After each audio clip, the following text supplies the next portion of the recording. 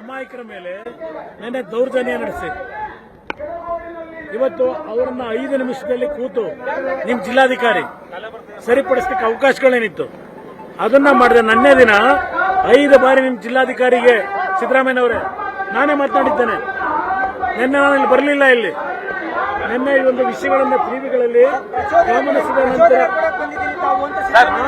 ನಿನ್ನೆ ದಿನ ನಿಮ್ಮ ಪೊಲೀಸ್ ಇಲಾಖೆ ನಿಮ್ಮ ಅಧಿಕಾರಿಗಳು ಪ್ರಚೋದನೆ ಕೊಟ್ಟಿರೋರು ಅವರು ನಿಮ್ಗೇನಾದ್ರೂ ಅಲ್ಪ ಸ್ವಲ್ಪ ಆಡುವ ಅನುಭವ ಇದೆ ಅಂತೀರಿ.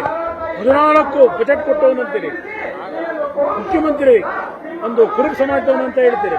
ನಿಮ್ಗೇನಾದ್ರೂ ಕನಿಷ್ಠ ಆಡಳಿತ ಪ್ರಜ್ಞೆ ಇದ್ರೆ ನಿನ್ನೆ ನಡೆದಿರ್ತಕ್ಕಂಥ ಈ ಒಂದು ಸರ್ಕಾರದ ತಪ್ಪುಗಳೇನಿದೆ ಅದನ್ನ ಸರಿಪಡಿಸ್ಕೊಳ್ಳದೆ ಮತ್ತೆ ಉದ್ದಟತನದಲ್ಲಿ ರಾಜಕೀಯ ಮಾಡ್ತಾ ಇದ್ದಾರೆ ಅಂತಕ್ಕಂಥ ನಿಮ್ಮ ನಡವಳಿಕೆ ಇದೆಯಲ್ಲ, ಇದನ್ನ ಸರಿಪಡಿಸ್ಕೊಳ್ಳಿ ನೀವು. ಲೋಕಸಭೆಯನ್ನ ಟಾರ್ಗೆಟ್ ಇಟ್ಕೊಂಡು ಜೆಡಿಎಸ್ ಹಾಗೂ ಬಿಜೆಪಿ ಅವರು ನಾವೆಲ್ಲ ಲೋಕಸಭೆ ಇಟ್ಕೊಂಡು ಟಾರ್ಗೆಟ್ ಮಾಡಿದ್ದು ನಿನ್ನೆ ನಡೆಸಿದ್ರಲ್ಲ ಶೋಷಿತ ವರ್ಗಗಳ ಸಮಾವೇಶ. ಲೋಕಸಭೆ ಟಾರ್ಗೆಟ್ ಇಟ್ಕೊಂಡು ನಿನ್ನೆ ದಿನ ಮಟನ್ ಊಟ ಹಾಕ್ಸಿ ಮಾಡಿದ್ರಲ್ಲ ಶೋಷಿತ ವರ್ಗಗಳ ಸಮ್ಮೇಳನ. ಅದು ರಾಜಕೀಯ ಮಾಡ್ತಾ ಇರೋದು ನಾವಲ್ಲ. ಎಷ್ಟು ವರ್ಷನಪ್ಪ ನೀವಾಗಿದ್ರೆ ಮುಖ್ಯಮಂತ್ರಿ? 5 ವರ್ಷ ಒಂದು ಫುಲ್ ಟರ್ಮು, ಈಗಾಗಲೇ 1 ವರ್ಷ. ಹಿಂದೆ ಡೆಪ್ಟಿ ಸಿಎಂ ಎಷ್ಟು ವರ್ಷ ಇದ್ರೆ, ಎಷ್ಟು ವರ್ಷ ವಿರೋಧ ಪಕ್ಷದ ನಾಯಕರು. ನಿಮ್ಮನ್ನು ಯಾರು ಹಿಡ್ಕೊಂಡಿದ್ರು? ಶೋಷಿತ ವರ್ಗಗಳ ರಕ್ಷಣೆ ಕೊಟ್ಟು ಅವರ ಬದುಕನ್ನು ಸರಿಪಡಿಸಲಿಕ್ಕೆ ಮಾಡಬೇಡ ಅಂತ ಹೇಳಿದವ್ರು ಯಾರು? 14 ಬಜೆಟ್ ಕೊಟ್ಟೆ ಅಂತ ನೆನ್ನೆ ಭಾಷಣ ಮಾಡಿದ್ರಿ. 14 ಬಜೆಟ್ ಇಂದ ಶೋಷಿತ ವರ್ಗಕ್ಕೆ ಕೊಟ್ಟಂತದ್ದೇನು? ಚರ್ಚೆ ಮಾಡ್ಲಿಕ್ಕೆ ಬಹಳ ಇದೆ ವಿಷಯ. ಆದರೆ ರಾಜಕಾರಣ ಮಾಡ್ತಿರೋದು ನೀವು. ಇವತ್ತು ಈ ರೀತಿಯ ಘಟನೆಗೆ ಪ್ರಚೋದನೆ ಮಾಡಿರೋ ನಿಮ್ಮ ಅಧಿಕಾರಿಗಳು, ನಿಮ್ಮ ಪಕ್ಷ. ಇವತ್ತು ನಿನ್ನೆ ದಿನ ಒಂದು ಲಾಠಿ ಚಾರ್ಜ್ ಆಯ್ತು, ಇವತ್ತು ಇನ್ನೊಂದು ಲಾಠಿ ಚಾರ್ಜ್ ಮಾಡಿ ಕೆಲವರು ಕಣ್ಣು ಗುಡ್ಡೆ ಹೋಗಿದೆ. ಆ ಕಣ್ಣು ಮುರಿದಿರೋದೇ ಹೆಚ್ಚು, ಕೆಲವರು ಕಾಲು ಮುರಿದಿದೆ. ಇಂಥ ಅವಶ್ಯಕತೆ ಇತ್ತು ಸರ್ಕಾರಕ್ಕೆ.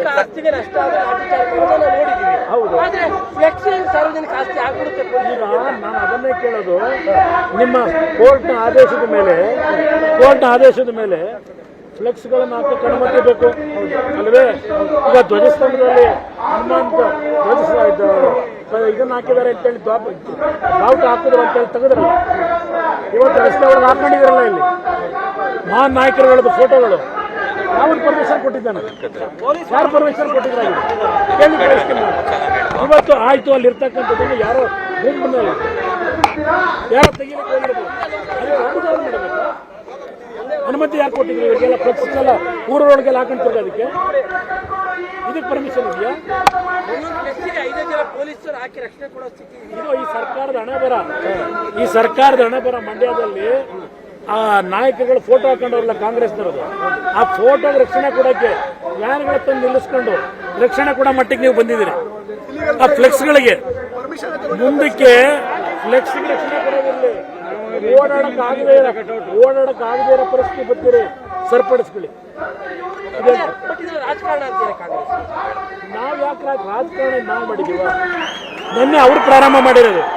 ಮಂಡ್ಯದಲ್ಲೂ ಈ ರೀತಿಯ ಒಂದು ಪ್ರೇರೇಪಣೆ ಕೊಟ್ಟು ಅಮಾಯಕ ರೈತರುಗಳು ಹಣ ಸಂಗ್ರಹ ಮಾಡಿ, ಏನು ದೊಡ್ಡ ನ್ಯಾಷನಲ್ ಹೈವೇನಾ? ಒಂದು ಗ್ರಾಮದಲ್ಲಿ 5-6 ಸಾವಿರ ಜನ ವಾಸ ಇರ್ಬೋದು. ಎಲ್ಲ ಸೇರಿ ಒಂದು ತೀರ್ಮಾನ ಮಾಡಿ ಅದು ಅದೇ ಜಾಗದಲ್ಲಿ. ಇನ್ನೊಂದು ಹೇಳ್ತೀನಿ ಕೇಳಿ. 35 ವರ್ಷಗಳ ಹಿಂದೆ ಇದೇ ಸಿದ್ದರಾಮಯ್ಯನವರು ಹೋಗಿ ಆ ಧ್ವಜಸ್ತಂಭಕ್ಕೆ ಉದ್ಘಾಟನೆ ಮಾಡಿ ಬಂದಿದ್ದರು. ಇದೇ ಸಿದ್ದರಾಮಯ್ಯನವರು ಅದೇ ಊರಿಗೆ ಹೋಗಿ 35 ವರ್ಷಗಳ ಹಿಂದೆ ಧ್ವಜಸ್ಥಾಪನೆ ಮಾಡಿ ಬಂದರು. ಅದೇ ಧ್ವಜಸ್ತಂಭನೆಯನ್ನ ಇವತ್ತು ಇದು ನವೀಕರಣ ಮಾಡಿರೋದು. ಅರ್ಥ ಮಾಡ್ಕೊಳ್ಳಿ. ನೀವೇ ಹೋಗಿ ಉದ್ಘಾಟನೆ ಮಾಡಿದ್ರಿ. ಆ ಊರಿನ ರೈತ ಬಾಂಧವರು, ಆ ಊರಿನ ನಾಗರಿಕರು ಅವರು ಯಾವೊಂದು ಭಾವನೆ ಇಟ್ಕೊಂಡಿದ್ದಾರೆ, ಆ ಭಾವನೆಯ ಆಧಾರದ ಮೇಲೆ ಊರಿನಲ್ಲಿ ತೀರ್ಮಾನ ತೆಗೆದುಕೊಂಡಂಥದ್ದೇನಿದೆ ಅದನ್ನ ಇವತ್ತು ನೀವು ಯಾವುದೋ ಬೇರೆ ಕ್ಷುಲ್ಲಕ ಕಾರಣಗಳಿಗೆ ಈ ವಾತಾವರಣ ನಿರ್ಮಾಣ ಮಾಡಿ ಅಂತ ನಾವು ಹೇಳ್ತೀವಿ. ಟಾರ್ಗೆಟ್ ಹಿಂದುತ್ವನ ಅಥವಾ ಟಾರ್ಗೆಟ್ ನಾನು ಟಾರ್ಗೆಟ್ ಹಿಂದುತ್ವ, ಟಾರ್ಗೆಟ್ ರಾಮನ ಪ್ರಶ್ನೆ ಬೇರೆ ವಿಷಯ. ಅದು ಬೇರೆ ಕಡೆ ಮಾತಾಡೋಣ. ಕೆರಗೋಡಿನ ವಿಷಯ ಏನಿದೆ ಸಂಪೂರ್ಣ ರಾಜಕೀಯ. ಕೇಸರಿಯ ವಿಚಾರದಲ್ಲಿ ಅಂದ್ರೆ ಈಗ ಕೇಸರಿನ ವಾಕೃತಿ ಅಂತ ಕಾಣ್ತಾರೆ ಅವರು ಅಂತ ಕಾಣ್ತದೆ. ರಾಮನ ಬಗ್ಗೆ ಅವ್ರಿಗೆ ಈಗಾಗಲೇ ನೋಡ್ತಾ ಇದ್ದೇನೆ. ರಾಜಕಾರಣ ಯಾರು ಮಾಡ್ತಾ ಇದ್ದಾರೆ? ಇವತ್ತು ನರೇಂದ್ರ ಮೋದಿ ಅವರು ಕಬೇಡಿ, ನಾನಿನ್ನೂ ಮಾತಾಡಿಲ್ಲ, ವಿಧಾನಸಭೆಯಲ್ಲೇ ಮಾತಾಡ್ತೀನಿ. ನರೇಂದ್ರ ಮೋದಿ ಅವರ ನೇತೃತ್ವದಲ್ಲಿ ಯಾವ ಅಯೋಧ್ಯೆಯಲ್ಲಿ ಪ್ರಾಣ ಪ್ರತಿಷ್ಠಾಪನೆ ಆಯ್ತಲ್ಲ ರಾಮನ ವಿಗ್ರಹ, ಅದಕ್ಕೆ ಕಾಂಗ್ರೆಸ್ನವರು ರಾಜಕೀಯ ಮಾಡ್ತಾ ಇದ್ದಾರೆ ನರೇಂದ್ರ ಮೋದಿ ಅಂತ ಹೇಳಿದ್ರಲ್ವೇ.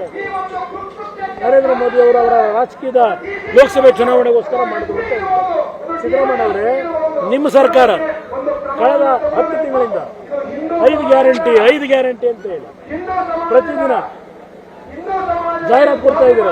5 ಗ್ಯಾರಂಟಿ ನರೇಂದ್ರ ಮೋದಿ ಅವರಾದರೂ ಉದ್ಘಾಟನೆ ಮಾಡಿರ್ತಕ್ಕಂಥ ರಾಮ ಮಂದಿರ, ಈ ದೇಶದ ರಾಮನ ಬಗ್ಗೆ ನಂಬಿಕೆ ಇರತಕ್ಕಂಥ ಹಲವಾರು ಜನ ದೇಣಿಗೆ ಕೊಟ್ಟು ಕಟ್ಟಿರ್ತಕ್ಕಂಥ ರಾಮ ಮಂದಿರ, ಅದು ಕೇಂದ್ರ ಸರ್ಕಾರದ ದುಡ್ಡಲ್ಲ, ರಾಜ್ಯ ಸರ್ಕಾರದ ದುಡ್ಡಲ್ಲ, ಸಾರ್ವಜನಿಕರು ದೇಣಿಗೆ ಕೊಟ್ಟು ಕಟ್ಟಿರ್ತಕ್ಕಂಥ ಮಂದಿರ.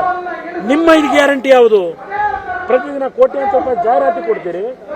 ಪ್ರತಿದಿನ ನಿಮ್ಮ ಗ್ಯಾರಂಟಿ ರಾಹುಲ್ ಗಾಂಧಿ ಕರ್ಕೊಂಡ್ಬಂದು ಗ್ಯಾರಂಟಿ ಕಾರ್ಯಕ್ರಮ ಮಾಡ್ತೀರಿ, ಪ್ರಿಯಾಂಕಾ ಗಾಂಧಿ ಕರ್ಕೊಂಡ್ಬಂದು ಗ್ಯಾರಂಟಿ ಕಾರ್ಯಕ್ರಮ ಮಾಡ್ತೀರಿ, ಸೋನಿಯಾ ಗಾಂಧಿ ಕರ್ಕೊಂಡ್ಬಂದು ಗ್ಯಾರಂಟಿ ಕಾರ್ಯಕ್ರಮ ಮಾಡ್ತಾ ಇದ್ದೀರಿ. ಯಾರು ದುಡ್ಡಲ್ಲಿ? ನಿಮ್ಮ ಪಾರ್ಟಿ ಆಫೀಸ್ ದುಡ್ಡು, ಅದು ಕಾಂಗ್ರೆಸ್ ದುಡ್ಡು, ಅದು ಆ ದುಡ್ಡು ರಾಜ್ಯದ 6.5 ಕೋಟಿ ಜನತೆ ತೆರಿಗೆ ರೂಪದಲ್ಲಿ ಕಟ್ತಾ ಇರ್ತಕ್ಕಂಥ ಹಣ, ಅದು ಆ ದುಡ್ಡಲ್ಲಿ ಗ್ಯಾರಂಟಿ ಕೊಡ್ತಾ ಇರೋದು ನಿಮ್ಮ ಕಾರ್ಯಕ್ರಮ. ರಾಜ್ಯದ ಜನತೆ ದುಡ್ಡು, ಅದು ತೆರಿಗೆ ರೂಪದಲ್ಲಿ ಕಟ್ಟಿರ್ತಕ್ಕಂಥ ಸರ್ಕಾರದ ದುಡ್ಡು. ಅದಕ್ಕೆ ನಿಮ್ಮ ನಾಯಕರು ಕರ್ಕೊಂಬಂದಿಲ್ಲಿ ಕಾರ್ಯಕ್ರಮ ಮಾಡಿ ಡಂಕುರ ಹೊಡಿತಿದ್ದೀರಲ್ಲ, ಅದು ರಾಜಕೀಯ ಪ್ರೇರಿತನೋ? ರಾಮ ಮಂದಿರ ಕಟ್ಟಿರೋದು ರಾಜಕೀಯ ಪ್ರೇರಿತ? ಹೇಳ್ತೇನೆ, ಕೇಳಲಿಕ್ಕೆ ಬಯಸ್ತೀನಿ ಸರ್. ಅವರು ಭಾಗವತ್ ಧ್ವಜವನ್ನು ಆರಿಸಲಿಕ್ಕೆ ನಮ್ದು ಯಾವುದು ವಿರೋಧ ಇಲ್ಲ, ಆದ್ರೆ ಅಲ್ಲಿ ಭಾಗವತ್ ಧ್ವಜವನ್ನು ಆರಿಸ್ತಾ ಬಂದು ರಾಷ್ಟ್ರಧ್ವಜವನ್ನು ಆರಿಸಿದ್ದಾರೆ. ಒಂದು ನಿಮಿಷ, ಭಾರತ ಧ್ವಜವನ್ನು ಹಾಕಬೇಕು ಅಂತಲೇ ಆ ಹಳ್ಳಿಯ ರೈತರು ಹಣ ಸಂಗ್ರಹ ಮಾಡಿ ಕಟ್ಟಿದ್ದಾರೆ. ಆ ಹಳ್ಳಿಯ ರೈತರು, ಹಳ್ಳಿಯ ಯುವಕರು 26ನೇ ತಾರೀಕು ಬೆಳಗ್ಗೆ ಅವರೇ ನಮ್ಮ ದೇಶದ ಧ್ವಜವನ್ನು, ತ್ರಿವರ್ಣ ಧ್ವಜವನ್ನು ಆರಿಸಿದ್ದಾರೆ. ನಮ್ಮ ರೈತರೇ, ಆ ಊರಿನವರು ಆರಿಸಿದ್ದಾರೆ. ಅದಷ್ಟೇ ಅಲ್ಲ, ಸಂಜೆ ಅದನ್ನು ಇಳಿಸಿದ್ದಾರೆ. ಅವ್ರು ಮಾಡಿದ್ರೆ ತಪ್ಪು ಮಾಡಿದ್ದಾರೆ, ಅದಕ್ಕೂ ಗೌರವ ಕೊಟ್ಟಿದ್ದಾರೆ ಊರಿನ ಜನ. ಅಗೌರವ ಸಲ್ಲಿಸಿರೋದು ನೀವು, ಸರಿಪಡಿಸ್ಕೋಬೇಕಂತ ನೀವೀಗ.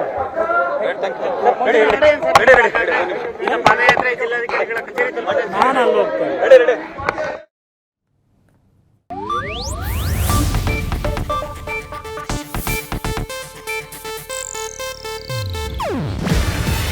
ಇದು ಏಷ್ಯಾನೆಟ್ ನ್ಯೂಸ್ ನೆಟ್ವರ್ಕ್ ಪ್ರಸ್ತುತಿ. ನೀವು ನೋಡ್ತಿದ್ದೀರಾ ಏಷ್ಯಾನೆಟ್ ಸುವರ್ಣ ನ್ಯೂಸ್.